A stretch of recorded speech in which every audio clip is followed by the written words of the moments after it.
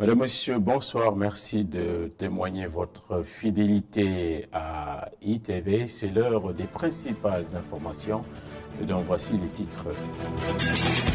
Le Sénégal n'est pas encore sorti de l'auberge. Notre pays figure encore sur la liste peu envieuse des PMA, les pays les moins avancés, ce qui explique qu'il bénéficie à satiété de l'aide publique au développement. Toutefois, nous sommes encore loin d'une situation de surendettement et de ce point de vue, le Sénégal est classé dans une zone à faible risque.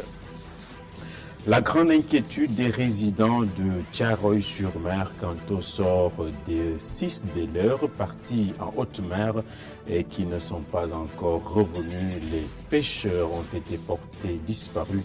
Les familles ne savent pour le moment pas où donner de la tête. Le pèlerinage à la Mecque 2019 s'est passé dans de bonnes conditions en dépit des ratés inhérents à la complexité de cet événement. Dans un atelier tenu avec les voyagistes privés, la délégation au pèlerinage s'est autoglorifiée de ses performances. Les langues nationales se sont durablement imposées dans le paysage audiovisuel sénégalais. L'usage de nos langues a l'avantage de toucher le public le plus large et de démocratiser l'accès à l'information. Ce 21 novembre, c'est la journée internationale dédiée au petit écran. Le développement des titres dans un petit instant.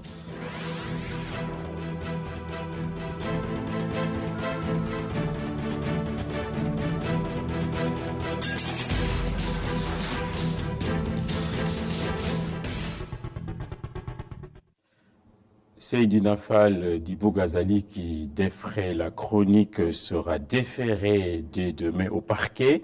Selon imedia.sn, l'ex-député de la majorité impliqué dans une histoire de faux monnayage sera présenté au procureur de la République ce vendredi. Le Sénégal a les moyens de s'extirper du lot des pays dits les moins avancés, un classement du reste fort infamant. De l'avis du responsable de la section des pays les moins avancés au CNUSED, notre pays peut s'en tirer à force de travail et d'une meilleure stratégie. La conférence des Nations Unies sur le commerce et le développement a présenté son rapport 2019. Nous écoutons en cela Rolf Traeger au micro de Cheikh Hassan Fall et Gorgui Diaoucham. Disons que le Sénégal a vocation à sortir de la catégorie des PMA. D'ailleurs, le Sénégal n'est pas trop loin de la sortie de cette catégorie des pays les moins avancés. Donc, il faut continuer à soutenir les efforts. Mais encore une fois, il faut que ces efforts, qu'il y ait un équilibre entre le développement social, le développement économique, pour que ça soit durable à moyen et long terme. Et il est très probable qu'à moyen et long terme, c'est-à-dire au cours des années 2020, que le Sénégal atteigne les seuils de la sortie de la catégorie des pays les moins avancés, parce qu'effectivement, le Sénégal n'est pas loin de ces seuils-là. On n'est pas encore sorti aussi de l'auberge à Thiaroye-sur-Mer, où c'est l'angoisse existentielle pour les habitants. Ils sont abattus par la disparition de 2 pirogues à bord desquelles 6 pêcheurs étaient embarqués. Les proches des disparus s'accrochent sur l'appui des autorités étatiques pour retrouver au plus vite ceux qui sont partis et dont on espère le retour. C'est un reportage sur la grève de Thiaroye-sur-Mer de Boudal Diagne. À Thiaroye-sur-Mer, les populations vivent dans la crainte après la disparition de 2 embarcations. Depuis dimanche, on a perdu un pirogue qui est parti vers la mer faire son boulot. Depuis dimanche, il est tombé en panne. Le jour qu'il a tombé en panne, vers 21h, 22h, on a trouvé un autre pirogue de face bouille. Il y a un garçon qui est descendu là-bas. Lorsqu'il descend, il était là-bas vers 26 km. Lorsqu'il descend, il arrive ici à Thiaroye-sur-Mer pour prendre un autre pirogue. Lorsqu'il prend un autre pirogue pour essayer d'amener là-bas une machine, il n'a pas trouvé le pirogue là-bas. Il est retourné. Lorsqu'il est retourné ici à Thiaroye-sur-Mer le lundi, bon, il y avait d'autres pirogues qui ont pris la responsabilité d'aller chercher le pirogue. Il y avait trois personnes qui sont allées là-bas pour chercher l'autre pirogue. En ce moment, le pirogue qui est allé chercher ce pirogue-là est tombé en panne. On a perdu le contact. Depuis dimanche, on n'a pas parlé avec ces jeunes-là. C'est pourquoi on est très inquiet. Désorienté, Ndeye Degen Fall espère revoir son fils qui fait partie des disparus.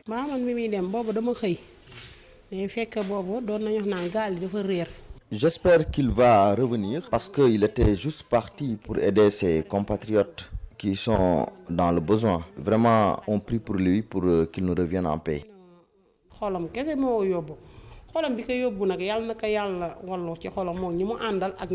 Ces habitants de Thiaroye-sur-Mer dénoncent le silence des autorités. On ne peut pas comprendre. Depuis dimanche, des jeunes de Thiaroye-sur-Mer tombent en panne en haute mer. Aucune autorité n'a pas venu ici pour discuter avec nous. Ni l'État du Sénégal, ni les autorités de la localité. Donc je pense qu'on doit prendre tous nos responsabilités. À Thiaroye-sur-Mer, ils sont 374 jeunes qui ont péri dans la Méditerranée. C'est ce que révèlent des études sur l'immigration clandestine réalisées entre janvier 2016 et mars 2017. Loin du moutonnement de la mer, le général de division Jean-Baptiste Tine a été installé à la tête de la maréchaussée. Il est le nouveau commandant de la gendarmerie et directeur de la justice militaire. Pour les forces de défense et de sécurité, les défis contemporains sont innombrables. Le nouveau patron de la gendarmerie nationale a ciblé 3 axes pour mener son action: l'opérationnel, les moyens et l'amélioration de la qualité de vie des personnels. C'est un reportage de Abdurrahman Li et Seleman Diallo. Le nouvel attributaire des prérogatives d'un chef d'état-major général des armées est le général de division Jean-Baptiste Tine.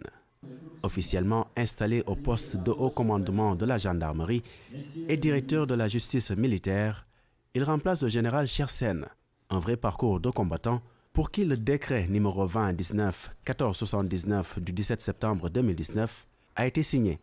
Le général de division Jean-Baptiste Tine, qui prend aujourd'hui officiellement les rênes du haut commandement de la gendarmerie nationale et la direction de la justice militaire, est lauréat de l'Académie royale militaire de Meknès, du Royaume du Maroc et de l'école des officiers de la gendarmerie nationale de Moulins en France.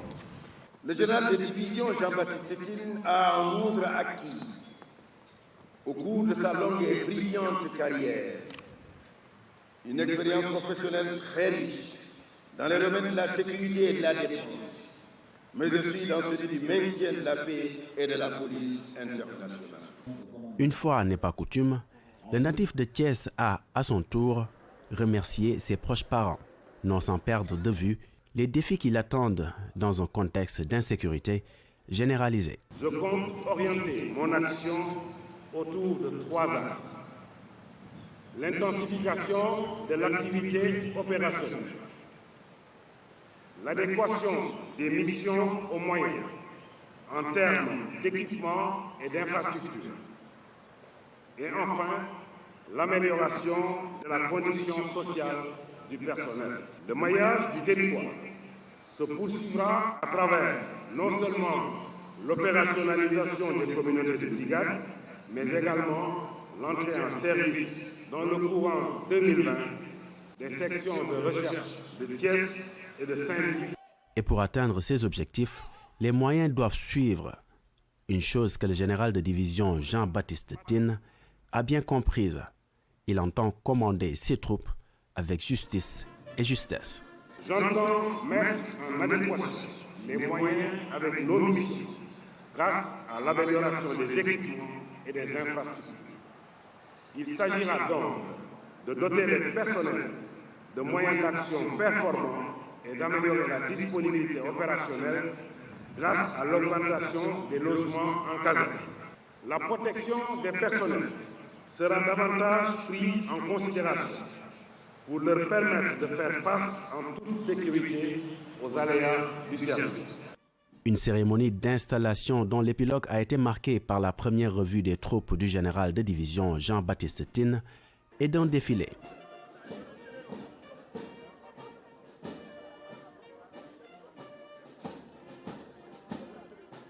En tant que haut commandant de la gendarmerie, il est dorénavant sous la houlette du ministère des Forces armées, sans intermédiaire.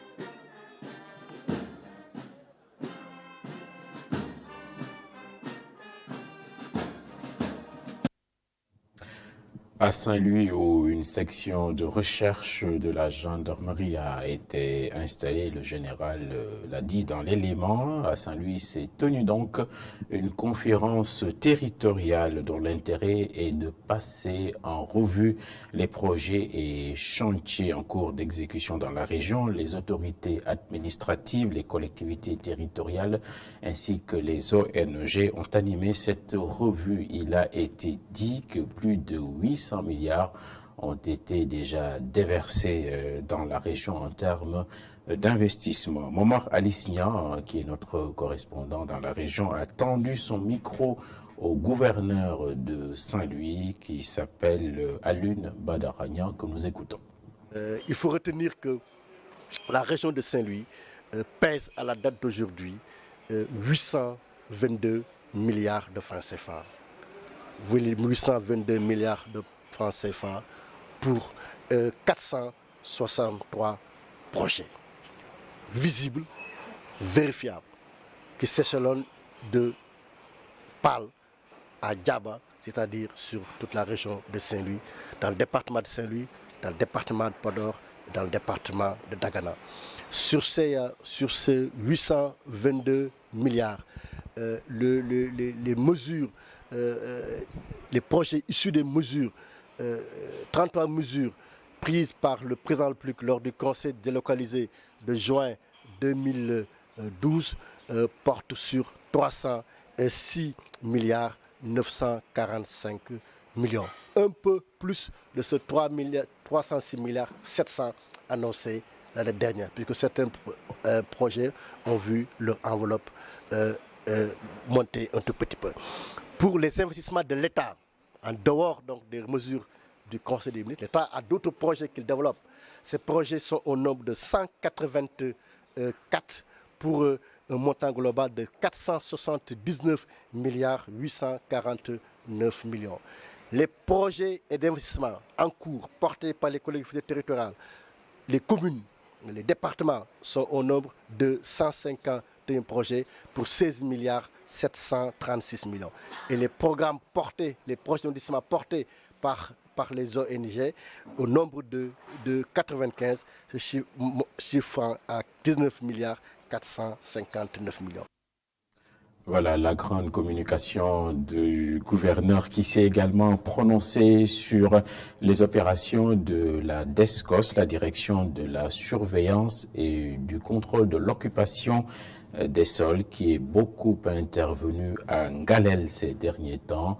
Le chef de l'exécutif régional s'est expliqué aussi sur la prétendue cession du site abritant le stade de Maître Babacar Seye. On y voit de plus près et plus clair avec notre correspondant à Saint-Louis, Momar Alisnia.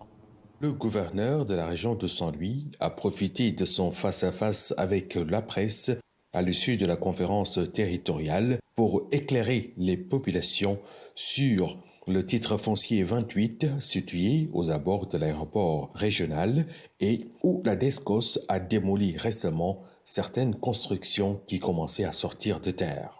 La DESCOS n'a cessé de lancer des sommations d'arrêt des travaux. Quand il écrit sur les murs arrêt des travaux, le soir, il badigeonne ça ou il en font une couche de peinture. Vous avez constaté de vous-même que c'est la nuit où ça se construit. Des jeunes et des moins jeunes s'asseyent à longueur de journée avec leur décamètre pour faire des morcellements entre illégalité et ça donne à la spéculation foncière. Ce sont ceux-là qui sont la cause de ce qui est arrivé. L'État a besoin de son assiette foncière pour réaliser des investissements, des équipements collectifs. Et de notre responsabilité de repenser cette assiette et de la sécuriser. Concernant ces rumeurs persistantes qui circulent dans la vieille ville, disant que le site qui abrite le stade de Maître Babacar Seye, dont la rénovation est annoncée, ce site aurait été vendu à Auchan. Le gouverneur de Saint-Louis se veut formel. Mais c'est faux. Ce n'est pas confirmé, c'est faux. L'adjoint au gouverneur chargé du développement a présidé la commission régionale, chargé de donner l'avis au ministre donc en charge du commerce, qui est la seule habilité à autoriser l'implantation de Auchan. Et Auchan va s'installer, je pense que dans une assiette privée, qu'une structure privée que je ne citerai pas lui a cédé. Elle va s'y installer, mais pas dans le stade Maître Babacar Seye.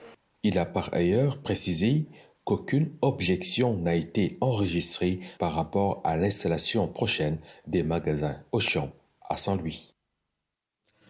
Les bulldozers vont également agir à Ziguinchor, mais ce sera dans l'autre sens, Ziguinchor, où le projet de reconstruction et de rénovation du barrage d'Afignam dans le département de Bignona a été lancé en présence du ministre de l'équipement rural, du plénipotentiaire de la République de Chine ainsi que des autorités locales. Les travaux concernant cet ouvrage étaient abandonnés depuis 1984. Sa réhabilitation permettra de mettre en valeur 11 000 hectares rizicoles.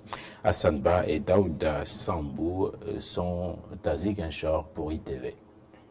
Chantier attendu depuis plusieurs décennies qui prend forme avec le démarrage des travaux du barrage d'Afignam. L'ouvrage sera entièrement réalisé par une entreprise chinoise. L'ambassadeur de la Chine déclare que ce nouveau barrage va participer à la relance. Je suis convaincu qu'avec la coopération étroite entre nos deux parties, les travaux seront accomplis comme prévu et avec une haute qualité. Le ministre de l'Agriculture et de l'Équipement rural soutient que ce barrage est une réponse à l'avancée prolongée de la langue salée dans les rizières. La Casamance avait connu, durant les années 1970, une longue période de sécheresse qui a eu comme conséquence une avancée prolongée de la langue salée dans les rizières, un lessivage insuffisant des terres et un abandon des terres rizicultivables. En réponse à ce fléau de sécheresse, notre pays avait alors mis en œuvre un vaste programme de construction de barrages et de digues anti-sel en vue de protéger et de sécuriser les productions rizicoles. Pour le ministre de l'Agriculture, c'est plus de 11 000 hectares de terres qui seront valorisés. Grâce à la réhabilitation du barrage d'Afignam, un potentiel de plus de 11 000 hectares de terres rizicultivables pourra ainsi être valorisé par les populations. Les travaux seront achevés dans 6 mois au grand bonheur des riziculteurs de la zone qui vont pouvoir jouer leur partition dans le cadre de l'autosuffisance en riz. Bonne nouvelle à Ziguinchor, les planètes semblent également s'aligner pour la délégation générale au pèlerinage de l'islam qui a organisé une séance de travail aujourd'hui avec les voyagistes privés. Le bilan du Hajj précédent a été dressé dans le meilleur des sens, en même temps qu'un chapelet de recommandations pour faire mieux l'année suivante. C'est un compte-rendu de Moustapha Gabardiop et Moussa Fall. Malgré quelques plaintes du ministère saoudien du Hajj, le pèlerinage 2019 s'est mieux passé par rapport aux années précédentes pour les Sénégalais. C'est du moins l'avis de la délégation générale au pèlerinage.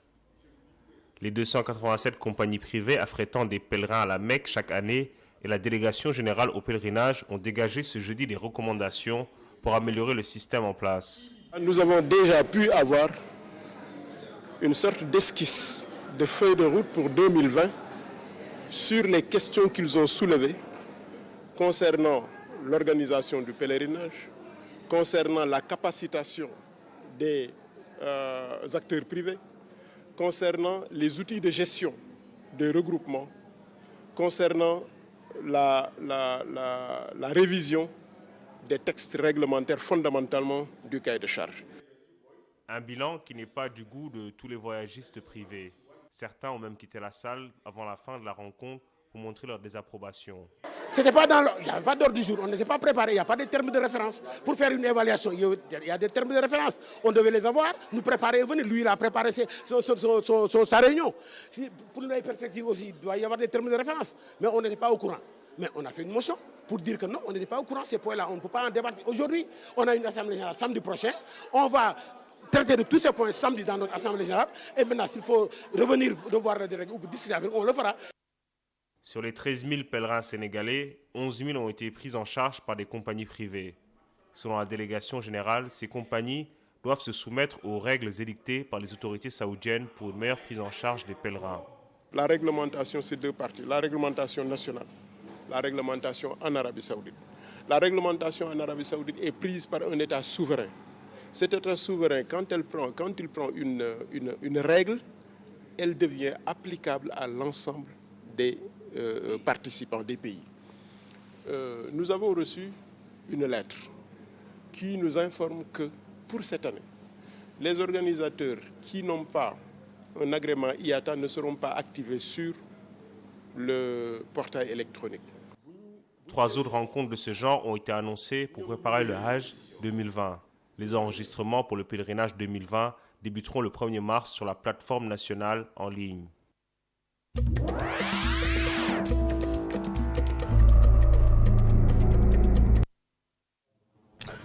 Le monde est immense au-delà de nos murs d'habitation. Le récit des nouvelles internationales est pris en charge ce soir par Mam Abdougueye Kassé. Des gendarmes burkinabés repoussent une attaque d'hommes armés contre l'escadron de gendarmerie basé à la brigade territoriale d'Arbinda. C'est dans la province du Soum. Au moins 18 terroristes ont été tués, du matériel détruit, des armes saisies par les forces de l'ordre. Un gendarme burkinabé a été tué et 7 autres blessés au cours des combats. Les affrontements ont duré une trentaine de minutes. Les terroristes n'ont pu résister à la réplique sanglante de l'unité de gendarmerie et ont fini par abandonner leur projet et pris la fuite. Ils ont laissé derrière eux une dizaine de motocyclettes. Ces malfaiteurs avaient lancé un premier assaut contre le détachement sans succès il y a quelques semaines. C'est ainsi qu'ils sont revenus à la charge ce mercredi avec des armes lourdes. La militante somalienne des droits de l'homme, Almas Elman, tuée par balle alors qu'elle se déplaçait en véhicule dans le complexe sécurisé jouxtant l'aéroport de Mogadiscio où vivent la plupart des employés des organisations internationales. Almas Elman a aussitôt été conduite à l'hôpital, mais elle décède pendant le trajet. La victime était enceinte. Son père, célèbre pacifiste, a lui aussi été assassiné en 1996.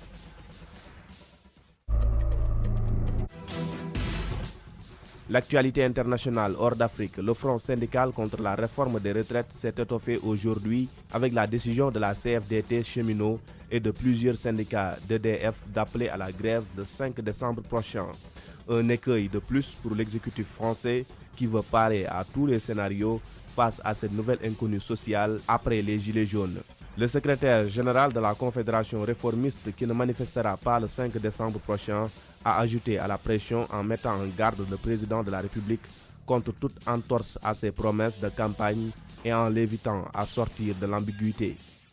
Le coup est rude pour Emmanuel Macron et son premier ministre Édouard Philippe qui pensaient pouvoir compter sur l'appui de la CFDT favorable à un régime universel par points.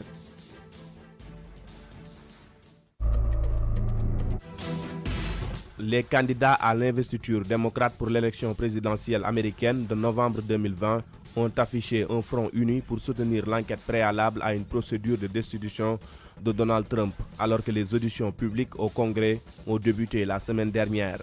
À l'unisson, ils ont régulièrement critiqué le président américain, dénonçant les efforts qu'il a fournis afin que l'Ukraine ouvre une enquête contre l'ancien vice-président Joe Biden, donné favori de la course à l'investiture démocrate. Ils ont dit y voir un exemple de la corruption de l'actuelle administration.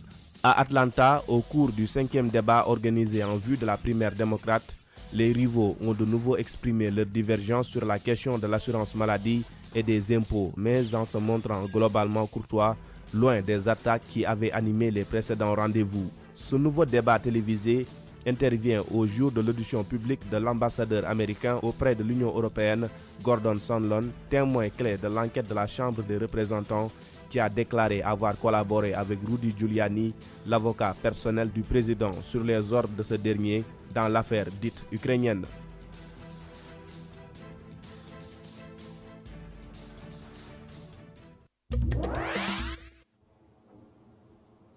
Voilà, on ajoute également la tectonique des plaques en Israël où le Premier ministre Benjamin Netanyahou a été mis en examen pour corruption, fraude et abus de confiance par le procureur général. C'est une décision qui intervient dans un contexte de profonde crise politique intérieure.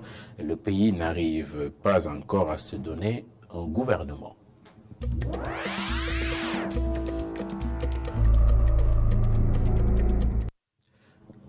La musique restera toujours un art majeur, bien qu'en ce moment, dans notre pays, son développement soit très mitigé. Dans ce brouillard, certains continuent d'exister. C'est le cas de Hassan Diaye qui va fêter ses 20 ans sur la scène musicale. Il vient de sortir un album éponyme. Il répond ici aux questions de Cheikh Hassan Affal. Beaucoup de spécificités et beaucoup de sonorités aussi et beaucoup de changements par rapport à ce qu'on entendait Hassan Diaye faire, par rapport à la façon dont même moi-même je chantais. Donc, et là-dedans aussi, il y a un grand changement par rapport à tout ce que Hassan Diaye faisait auparavant. Donc on a voulu marquer l'anniversaire des 20 ans avec la sortie de cet album. Moi, naturellement, dans toutes mes chansons, il y a le contenu, il y a la voix, il y a l'harmonie. Donc chanter c'est bien, mais aussi il faut qu'il y ait de belles paroles et puis des paroles éducatives comme disait l'autre. Et puis voilà quoi. Alors on va ajouter que l'album 20 ans d'Hassan Diaye est sorti ce lundi 18 novembre. L'artiste entrevoit une tournée internationale avant une méga prestation le 22 février 2020 au Grand Théâtre de Dakar. Parler de soi ne veut pas dire qu'on est autocentré, cela voudrait aussi signifier un début d'introspection. Aujourd'hui, c'est la journée mondiale de la télévision. Dans la sphère des médias de communication audiovisuelle, les langues vernaculaires se sont naturellement imposées dans les éditions d'information, les émissions et autres divertissements. Mais pour ce qui concerne le Wolof, beaucoup de termes sont en train d'être galvaudés et malmenés. Reportage Babacar Touré. Tout le monde le constate, ou même le déplore. L'usage de la langue Wolof dans les médias sénégalais pose problème. À l'oral comme à l'écrit, certains termes sont parfois mal utilisés, ce qui attend souvent sur la qualité des informations. Tu prends par exemple Ndel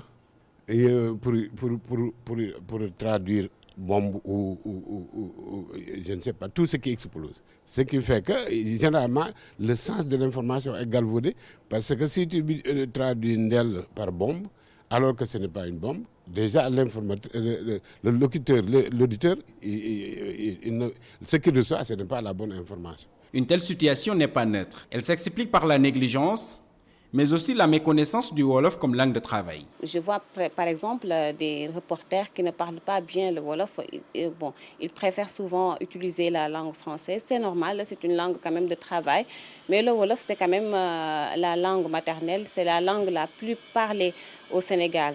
Donc c'est aussi une chose qu'on doit quand même lutter. Il faut quand même que les jeunes reporters apprennent à utiliser et le Wolof et le français. Aujourd'hui, la suprématie de la langue officielle dans la sphère médiatique sénégalaise est sérieusement ébranlée par le développement fulgurant du Wolof.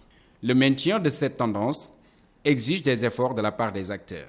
Il faut une formation beaucoup plus poussée, une conscience linguistique qui permet à chaque journaliste, que ce soit le pularophone ou le journaliste en Wolof ou en séeréer, qu'ils sachent de comment grammaticalement fonctionne la langue et aussi qu'ils prennent leur temps de faire la recherche et de traduire correctement l'information, si c'est déjà reçu en français. Généralement, on sent que l'information a été reçue en français et ils se débrouillent à passer ça en Wolof.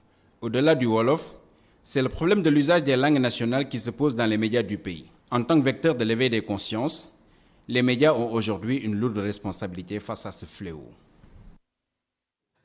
Avant de boucler le journal, on va rebondir sur l'actualité de la hausse du prix de l'électricité. La Sénélec a promis de communiquer dans les jours qui viennent pour édifier les Sénégalais. Écoutons à ce propos Moustapha Beidiba, le coordonnateur du programme d'appui au secteur de l'électricité, au micro de Alioune Gueye. L'augmentation de l'électricité, ça je pense que la Sénélec est en train de s'organiser pour donner la bonne information à la presse. Je pense qu'une conférence de presse sera organisée spécialement sur le sujet. Je pense que ce n'était pas l'objet de la rencontre d'aujourd'hui. Voilà, c'est sur cet élément qu'on ferme ce journal. Merci de nous rester toujours fidèles. Dans un instant, il y aura la météo qui sera suivie des inspirations du professeur Songué Diouf qui évoque ce soir El Hadj Ibou Sakho avant que n'intervienne Soda Diakhoumpa, la dame du Saloum dans Kenou Askanoui. Je vous souhaite donc de passer une très bonne soirée. À demain, Inch'Allah.